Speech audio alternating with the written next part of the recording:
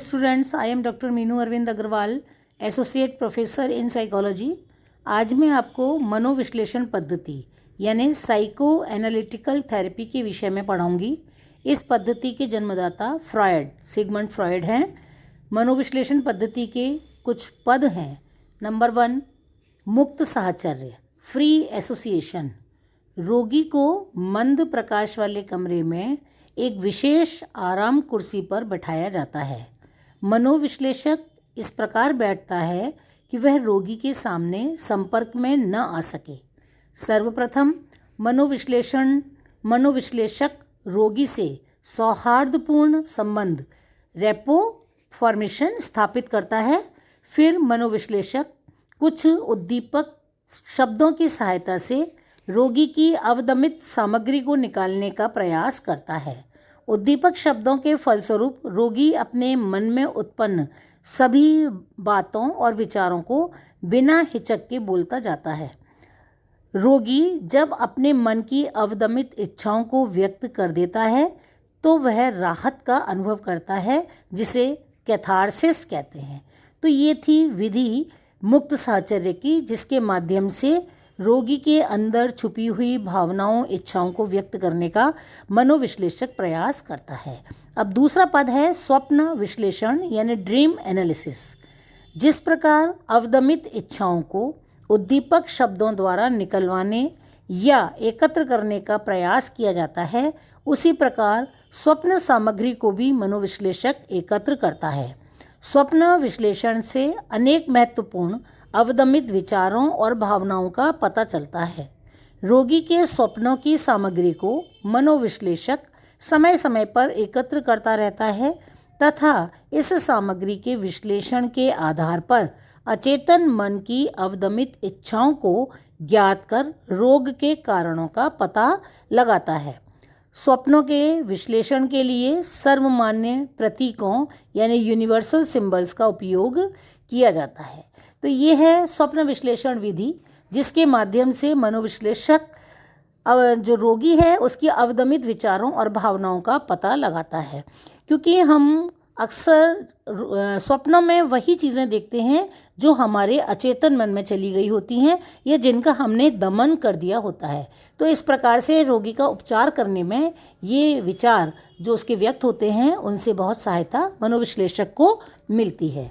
तीसरा पद है स्थानांतरण यानी ट्रांसफरेंस।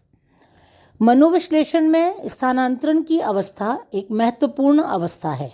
मनोविश्लेषण द्वारा उपचार अवधि में रोगी और मनोविश्लेषक के बीच विकसित संवेगात्मक संबंध ही स्थानांतरण है। यह उपचार की वह चरम सीमा है जिसमें मनोविश्लेषक सावधानी से कार्य करता है, क्योंकि इस अवस्था में रोगी बिना किसी हिचकिचाहट के अपनी सभी गुप्त बातों को मनोविश्लेषक को बता देता है। इस अवस्था में रोगी चिकित्सक को प्रेम और स्नेह की दृष्टि से भी देखता है तथा घृणा और क्रोध की दृष्टि से भी देखता है। स्थानांतरण 2 प्रकार का हो सकता है, नेगेटिव और दूसरा पॉजिटिव। नेगेटिव, इसमें रोगी चिकित्सक के पास जाना छोड़ देता है, उसे भला बुरा कहता है, उससे घृणा कर सकता है आदि। और दूसरा पॉजिटिव, इसमें रोगी चिकित्सक के पास नियमित रूप से जाता है, वह प्रेम, स्नेह आदि को कुछ भी प्रदर्शित कर सकता है।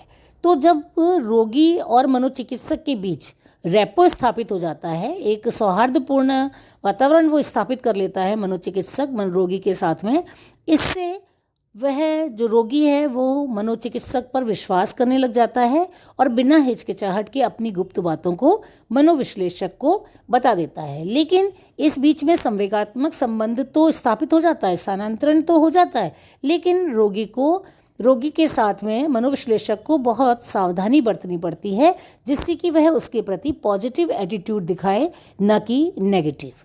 और चौथा पॉइंट है व्याख्या तथा पुनर्शिक्षा यानी इंटरप्रिटेशन एंड री एजुकेशन।